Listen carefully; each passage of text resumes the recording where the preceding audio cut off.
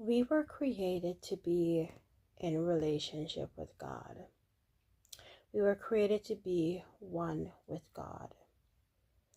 God was supposed to be our everything, where we lack nothing. We're satisfied in Him. And in that satisfaction, we give Him the praise and the honor and the glory that He deserves. And we're able to be, fruitful, but productive. Because we don't have any cares in this life. The Lord satisfy that. Now in the garden, Adam and Eve was able to live as they were created to live. And it's a small glimpse that we get into what it was to be one with God, to be satisfied. They had no need, they had no worry. They were given a task, and there was no report of them not being able to focus on their task. But then sin happened. And when sin happened in the garden, because of Eve's action and Adam, the relationship between Adam and Eve was broken.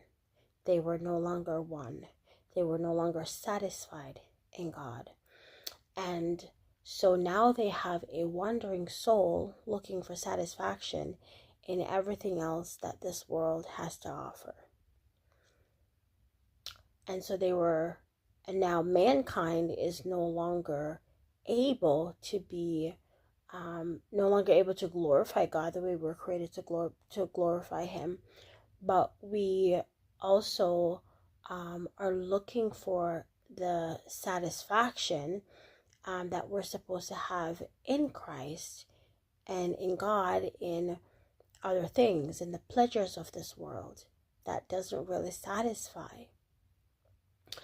And so this is why what Christ did on the cross for us was so important, because the bridge between man and God that once existed was broken by sin.